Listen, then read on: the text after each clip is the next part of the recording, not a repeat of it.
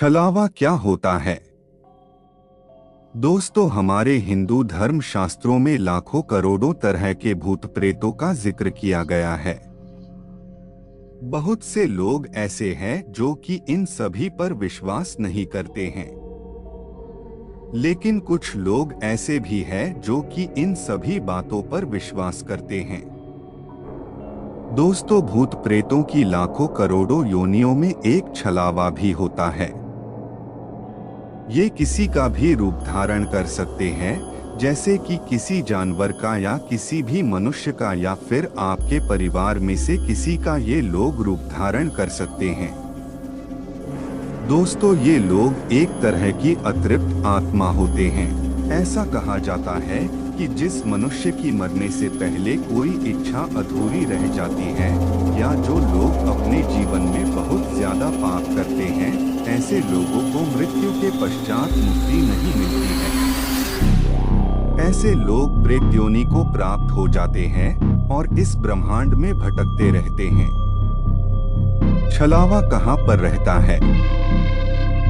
दोस्तों, वैसे तो इनका कोई निश्चित स्थान नहीं होता है। ये लोग ज्यादातर करके सुनसान सड़कों, जंगलों, नदियों, तालाबों के आसपास देखने को मिलते हैं। यदि आप हॉरर सीरियल देखें तो आपको छलावों से संबंधित कई वीडियो देखने को मिल जाएंगे, जिन्हें आप YouTube पर देख सकते हैं। दोस्तों, अब बात यह आती है कि क्या ये हमें नुकसान पहुंचा सकते हैं? तो दोस्तों, मैं आपको बता दूं कि बिल्कुल ये आपको नुकसान पहुंचा सकते हैं। यहाँ तक कि ये लोग आपको जान से भी मार सकते हैं। छलावे को कैसे पहचानें? दोस्तों, आप यह जानने के लिए काफी उत्सुक होंगे कि छलावे को कैसे पहचाना जा सकता है।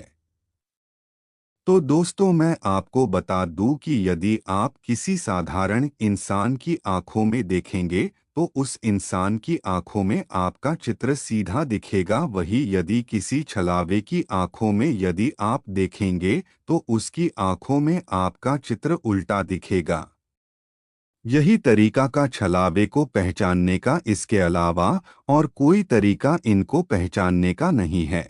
इसके अलावा यदि आप इनके एरिया में पहुंच गए हैं तो आप कितना भी आगे बढ़ते जाएं, चाहे पैदल या फिर गाड़ी से, आप घूम फिर कर एक ही स्थान पर आ जाएंगे। यह सब काम छलावे का ही होता है। छलावे से बचने का उपाय क्या है? दोस्तों, यदि आप इनके चक्कर में पड़ चुके हैं, कहने का मतलब यदि ये आपको कहीं पर दिख चुके हैं, तो इनसे बचने का सिर्फ एक ही रास्ता है कि आप वहां पर मौजूद किसी भी मंदिर में चले जाइए, क्योंकि रात के समय शैतानी शक्तियां ज्यादा प्रबल हो जाती है। इसीलिए आपको पूरी रात उसी मंदिर के अंदर ही रहना है। मंदिर से बाहर किसी भी कीमत पर आपको नहीं निकलना है। छलावा आपके परिवार में से किसी का रूप धारण करके आपके पास आकर आपको मंदिर से बाहर बुलाने की कोशिश करेगा, लेकिन आपको मंदिर के बाहर नहीं जाना है। अब कुछ लोग ये सोच रहे होंगे कि यदि हमको कहीं पर मंदिर न मिला तो दोस्तों, आप मन ही मन हनुमान चालीसा पढ़िए। छलावा आपके आसपास भी नहीं आ सकता है। इसके साथ ही साथ आपको कभी भी शॉर्टकट तथा सुनसान सड़कों से होकर नहीं जाना चाहिए।